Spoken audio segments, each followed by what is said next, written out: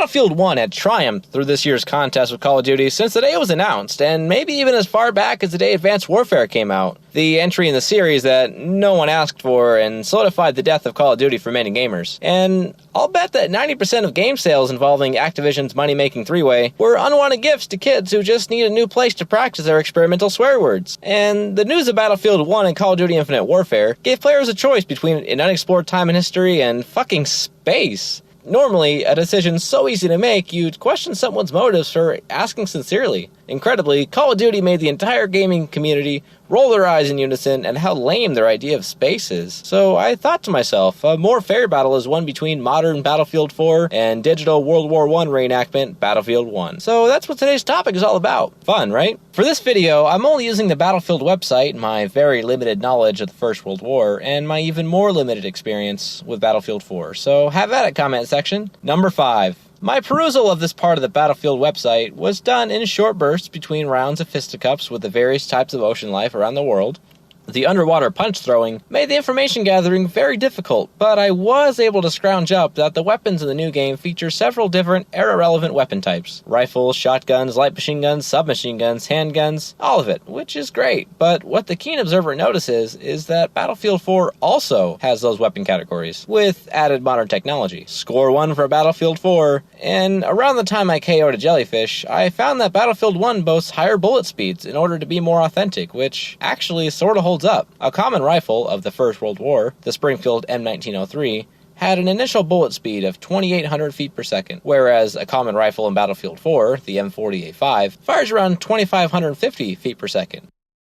Let's call this one a draw. After about 25 surprise spin kicks to unsuspecting fish deep below the surface of the water, I finished what I set out to do and did the rest of my research, uninterrupted by angry dolphins. Number 4. A few changes came with the classes in Battlefield 1. The Engineer class is gone, having its abilities absorbed into the all-new Medic class, and the returning Assault class. The Assault class gave its healing to the Medic class in exchange for the Engineer's blowing shit up playstyle. Medics can repair vehicles and people.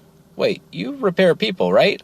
Oh, I can't bother to look that up right this second because I'm busy here on the website looking at this brand new tanker/pilot class. From what it says, the vehicle is your primary weapon, leading me to believe that either you're the world's first tank man cyborg or you are a normal guy whose only defense is a metal box that's probably more of a danger to the people inside than anyone else. Either way, new class, yay! But Battlefield 4 lets you be whatever class you want and pilot whatever vehicle you want. Plane, tank, ATV, boat, jeep, you name it. Totally fine with Battlefield 4's classes. They're way better, they're simpler.